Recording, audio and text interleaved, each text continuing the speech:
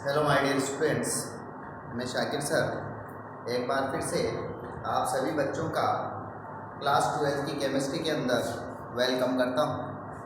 बच्चों, आज हम क्लास 12 में एक important concept order of reaction और मॉलिक्यूलरिटी ऑफ रिएक्शन के बारे में जानेंगे कि ऑर्डर ऑफ रिएक्शन क्या होती है और मॉलिक्यूलरिटी ऑफ रिएक्शन क्या होती है और किसी रिएक्शन में ये किस तरीके से डिफर करती है। तो आइए सबसे पहले हम बात करते हैं order of reaction. Order of reaction order of reaction की अगर हम बात करें तो it is the power of concentration term of reactant.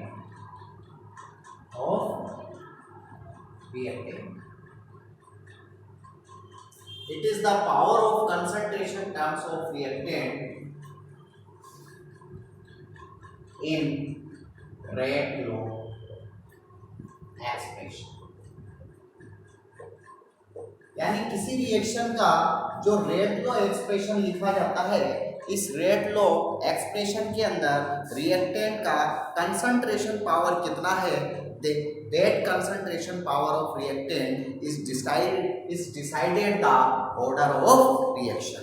जैसे हम यहाँ एक बात करते हैं, जैसे हमारे पास H2 + I2 और gives to HI। हाइड्रोजन और आयोडीन आपस में रिएक्ट करके हाइड्रो आयोडिक एसिड का फॉर्मेशन करती है। इस रिएक्शन में सपोज करो हमारा इस रिएक्शन के लिए हम रेट लॉ एक्सप्रेशन लिखते हैं, तो rate of reaction is equal to the rate constant and concentration power of H2 and this is concentration power of I। तो this is the rate law expression. यानी हम कह सकते हैं इस रिएक्शन के अंदर जो रिएक्शन का जो रेट है वो हाइड्रोजन रिएक्टेंट और आयोडीन रिएक्टेंट की पावर 1 पर डिपेंड करता है। इसी तरीके से हम कहते हैं हमारे पास एक 2HI और H2 + I2 बनता है। यहाँ इसी को हम इस तरीके से लिख सकते हैं कि HI का पावर 2। तो यहाँ पावर 2 होने का मतलब है अगर रेट लॉ एक्सप्रेशन के अंदर रिएक्टेंट का जितना पावर है वो हमें उस रिएक्शन का ऑर्डर ऑफ रिएक्शन बताता है। तो यहाँ ऑर्डर ऑफ रिएक्शन हमारे पास 2 होगा और यहाँ भी ऑर्डर ऑफ रिएक्शन H2 और I2, तो यहाँ भी हम ऑर्डर ऑफ रिएक्शन देखें तो ये भी हमारे पास 2 होगा। कई बार हमसे जैसे कहा गया H2 + Cl2, H लाइट की प्रेजेंस में रिएक्शन हुई और HCl बना, बट यहाँ इसका जो रेट लॉ एक्सप्रेशन है that is rate constant and concentration of H2 का पावर 0 एंड Cl2 का पावर 0। यानी ऐसी रिएक्शन का जो रेट है वो रिएक्टेंट की कंसंट्रेशन पर डिपेंड नहीं करता। तो ऐसी कंडीशन में हम इस रिएक्शन के लिए इसका रेट जो है वो केवल इसके रेट कांस्टेंट पर डिपेंड करता है और ऐसी रिएक्शन का ऑर्डर ऑफ रिएक्शन जो है वो 0 होता है। तो कई बार डिपेंड, अगर हमें ऑर्डर ऑफ रिएक्शन पता करना है तो हमें उस रिएक्शन का रेट लॉ एक्सप्रेशन देखना पड़ेगा और उस रेट लॉ एक्सप्रेशन के अंदर पर्टिकुलर कंसंट्रेशन का क्या पावर है उस पावर को देखना पड़ेगा और उसी के बाद हम ये बता सकते हैं कि पर्टिकुलर रिएक्शन कौन सी ऑर्डर का है। तो ऑर्डर ऑफ रिएक्शन के बेस पर हमारे पास रिएक्शन जो है वो 0 ऑर्डर हो सकती है फर्स्ट ऑर्डर काइनेटिक्स हो सकती है, सेकंड ऑर्डर काइनेटिक्स हो सकती है या थर्ड ऑर्डर काइनेटिक्स हो सकती है। चलो अब हम यहाँ बात करते हैं फर्स्ट ऑर्डर काइनेटिक्स, यानी फर्स्ट ऑर्डर की जो रिएक्शंस होती हैं वो क्या होती हैं, फर्स्ट ऑर्डर रिएक्शंस। तो फर्स्ट ऑर्डर की रिएक्शन वो रिएक्शन होती है जहां पर the power of concentration terms of reactant is zero in rate law expression. क्या कह सकते हैं हम, the power of concentration terms of reactant is zero in rate law expression. या हम इसी को यूं भी कह सकते हैं कि the zero power of concentration, या जीरो पावर का मतलब रिएक्शन का रेट जो है does not depend on the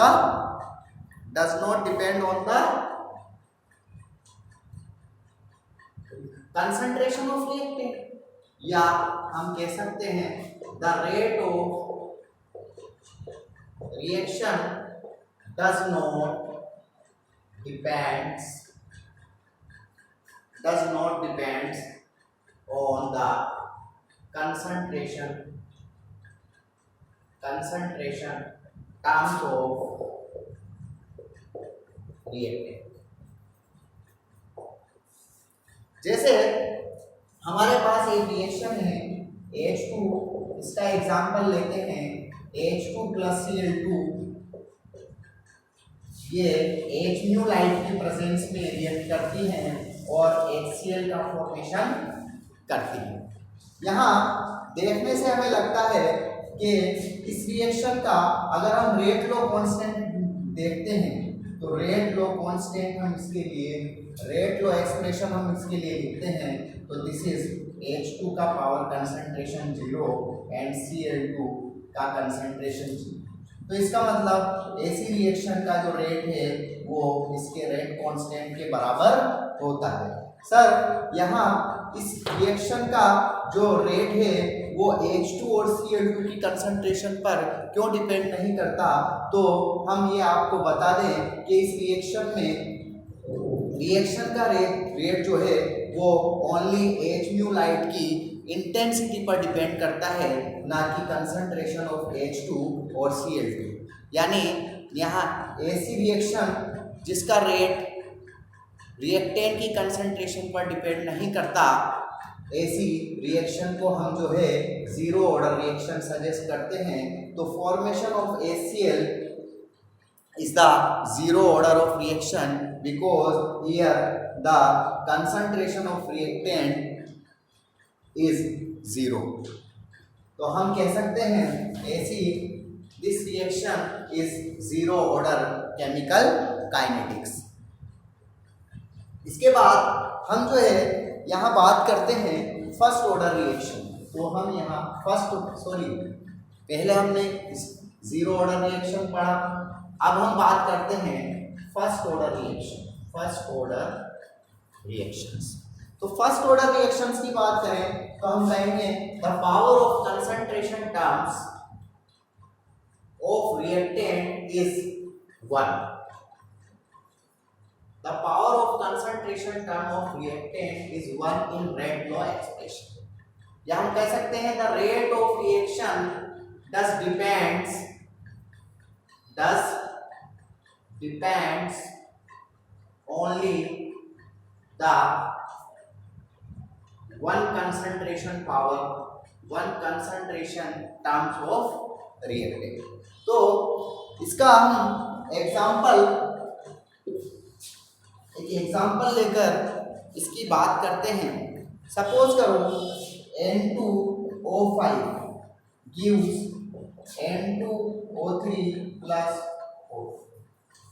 तो यहाँ हम ऐसी रिएक्शन का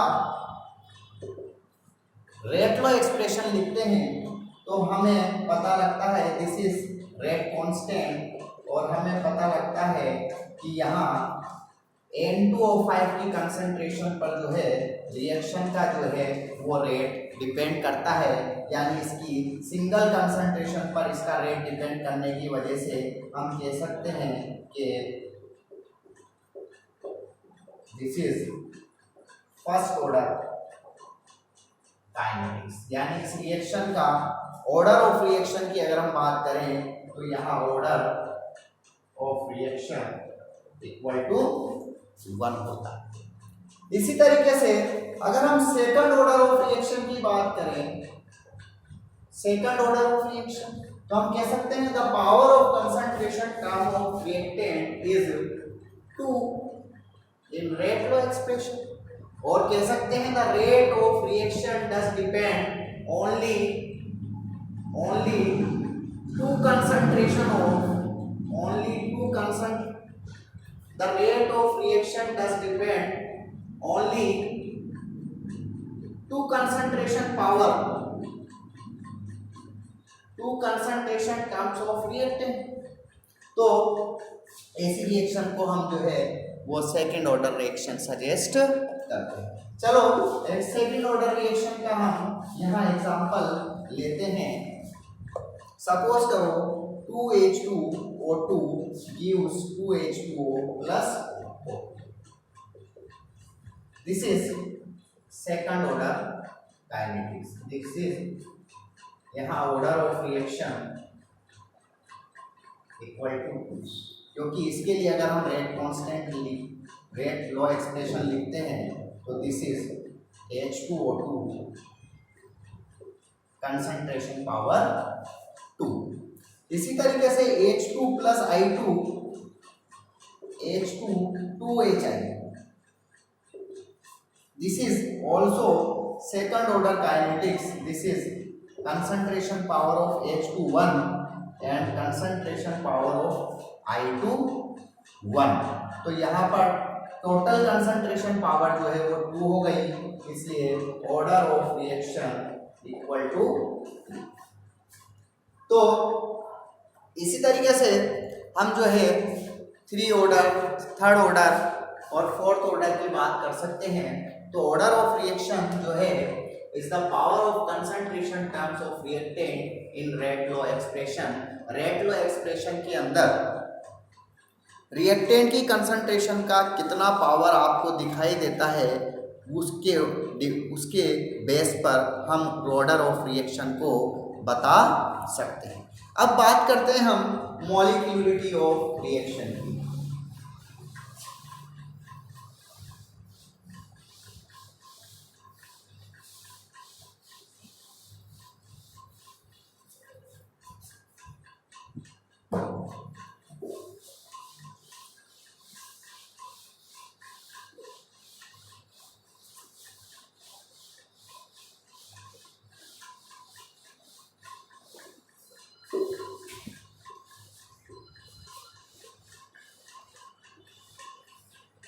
Molecularity of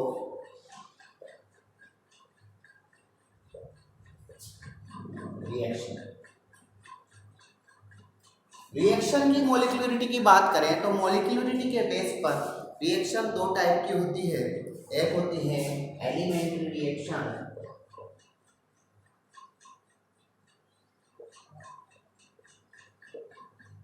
और दूसरी होती है हमारे पास कॉम्प्लेक्स रिएक्शन।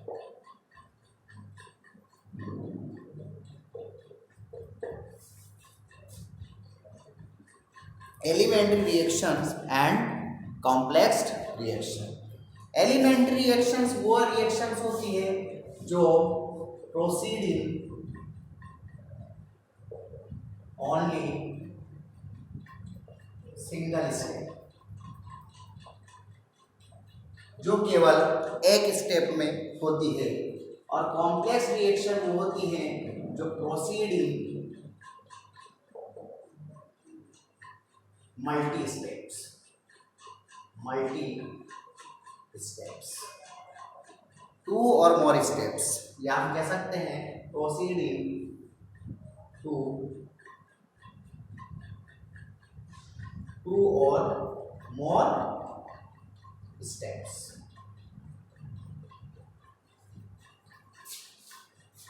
यहाँ हम एलिमेंट्री रिएक्शन की जब बात करते हैं तो ऐसा माना जाता है कि एलिमेंट्री रिएक्शन की अगर हम बात करते हैं तो इसका मतलब ऐसी रिएक्शन के लिए अगर हमें रिएक्शन का मोलरिटी अगर डिसाइडेड करना है तो द molecules which participate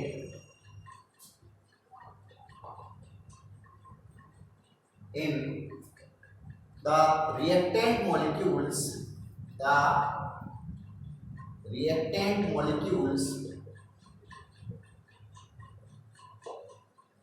या reactant species in chemical reaction. So the reactant molecules or species which takes participate in reaction is decided the molecularity of reaction.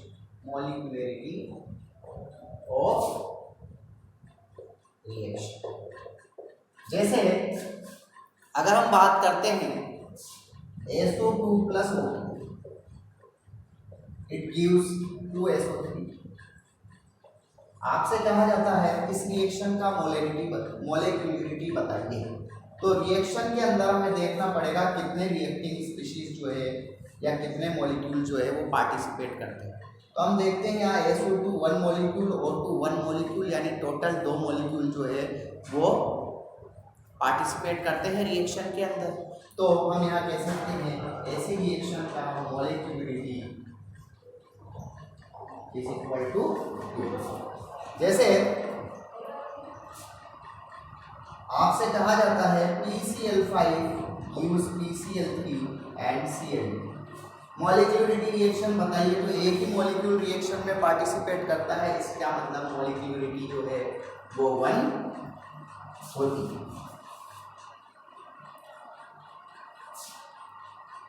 2NO2 plus O2 2NO3 molecularity of reaction equal to 3। तो इस तरीके से हम बता सकते हैं कि किसी रिएक्शन के अंदर रिएक्टिंग स्पीशीज या रिएक्टिंग मॉलिक्यूल्स कितने पार्टिसिपेट करते हैं, उसके बेस पर हम एलिमेंट्री रिएक्शन का मॉलिक्यूलरिटी जो है वो इजीली वे में बता सकते हैं। लेकिन यही बात अगर हम कॉम्प्लेक्स रिएक्शन के लिए करें, कॉम्प्लेक्स रिएक्शन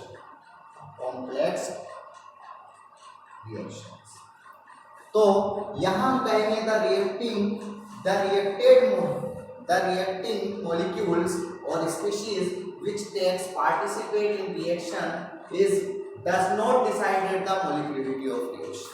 यहाँ हम लिखेंगे the reactant molecules or species which take participate in rate determined steps are decided the molecularity of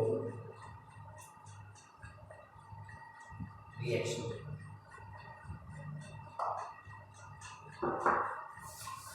तो यहाँ the reactant molecules or species which takes participate in the rate determining steps are decided the molecularity of reaction। Sir ये rate determining steps क्या होती है?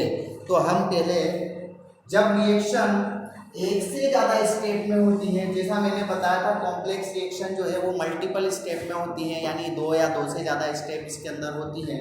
तो जब कोई reaction multiple step में होती है, तो जब मल्टीपल स्टेप के अंदर कोई रिएक्शन होती है तो वहाँ 2 रिएक्शन कम से कम उनमें 2 तरीके की रिएक्शन 2 स्टेप हमें कम से कम 2 तरीके की स्टेप्स हमें देखने को मिलती है। एक फास्ट स्टेप होती है और एक स्लो स्टेप होती है। फास्ट स्टेप 1 से ज़्यादा हो सकती हैं, स्लो स्टेप्स 1 से ज़्यादा हो सकती हैं। तो या हम कह सकते हैं जो जब हम ऐसी रिएक्शन का जब हम रेट लिखते हैं तो वहाँ हमें उसका स्लो स्टेप और फास्ट स्टेप दोनों लिखना होता है। तो जो स्लो स्टेप होती है वो एक रेट डिटरमाइनिंग स्टेप होती है, और एक्चुअल में स्लो स्टेप के अंदर कितने मॉलिक्यूल पार्टिसिपेट करते हैं, वो जितने मॉलिक्यूल पार्टिसिपेट करेंगे वही मॉलिक्यूल्स उस रिएक्शन की रेट को डिसाइड करते हैं।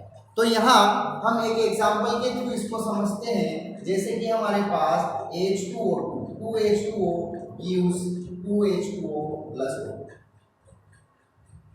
ये कॉम्प्लेक्स रिएक्शन है, और कॉम्प्लेक्स रिएक्शन होने की वजह से ये मिनिमम 2 स्टेप्स में होती है। जैसे स्टेप नंबर 1 में अगर हम देखें तो H2O2 का एक मॉलिक्यूल जो है वो H2O बनाता है और नेसेंट ऑक्सीजन देता है। इसी तरीके से अगर हम यहाँ दिस इज स्लो स्टेप, इसी तरीके से स्टेप नंबर 2 के अंदर यहाँ एक ऑक्सीजन का मॉलिक्यूल और दूसरे ऑक्सीजन का मॉलिक्यूल बनाकर जो है ऑक्सीजन प्रोड्यूस करता है, और दिस इज फास्ट स्टेप। तो ये 2 स्टेप में हो रही है, एक हो रही है स्लो स्टेप के अंदर और एक हो रही है फास्ट स्टेप के अंदर। तो यहाँ हमें देखना पड़ेगा कि स्लो स्टेप कौन सी है। तो जो स्लो स्टेप होती है this is rate determining step,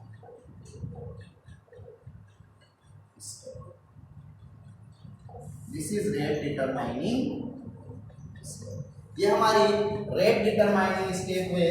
तो यहाँ हमें अगर ऐसी रिएक्शन का इस रिएक्शन का अगर हमें मॉलिक्यूलरिटी देखना है तो देखने को हमें लग रहा है कि इस रिएक्शन के अंदर 2 मॉलिक्यूल जो है वो पार्टिसिपेट कर रहे हैं, लेकिन एक्चुअल में rate of reaction does only depend slow step, और स्लो स्टेप में एक ही मॉलिक्यूल जो है H2O2 का एक ही मॉलिक्यूल है। तो इसका मतलब ऐसी रिएक्शन का मॉलिक्यूलरिटी जो है वो 1 होता है। तो कॉम्प्लेक्स रिएक्शन के अंदर जो मॉलिक्यूलरिटी ऑफ रिएक्शन डिसाइडेड होता है ये उसके स्लो स्टेप की वजह से, यानी रेट डिटरमाइनिंग स्टेप की वजह से डिटरमाइन किया जाता है। तो इस रिएक्शन का मॉलिक्यूलरिटी 2 ना होकर सिंगल होता है। तो आई थिंक आपको मॉलिक्यूलरिटी और ऑर्डर ऑफ रिएक्शन का जो कॉन्सेप्ट है वो अच्छे से समझ में आया होगा। यहाँ आपसे कहा जाता है इस रिएक्शन का ऑर्डर ऑफ रिएक्शन बताइए। अगर हम इसी रिएक्शन का ऑर्डर ऑफ रिएक्शन देखें, और अगर ऑर्डर ऑफ रिएक्शन इस तरीके से गिवन है H2O2 की पावर 2, तो इसका मतलब इस रिएक्शन का order of reaction equal to 2, but molecularity is 1। तो किसी भी रिएक्शन के लिए हम देखकर ये नहीं बता सकते कि इस रिएक्शन का ऑर्डर ऑफ रिएक्शन या मॉलिक्यूलरिटी ऑफ रिएक्शन सेम रहने वाला है। ऑर्डर ऑफ रिएक्शन अगर हमें देखना है तो हम उस रिएक्शन में सबसे पहले उसका रेट लॉ एक्सप्रेशन देखते हैं। तो ऑर्डर ऑफ रिएक्शन किसी रिएक्शन के लिए ऑर्डर ऑफ रिएक्शन डिसाइड करने के लिए हम उसका रेट लॉ एक्सप्रेशन देखते हैं, जबकि मॉलिक्यूलरिटी ऑफ रिएक्शन चेक करने के लिए हम ये देखते हैं कि वो रिएक्शन सिंगल स्टेप में होती है या मल्टीपल स्टेप में होती है।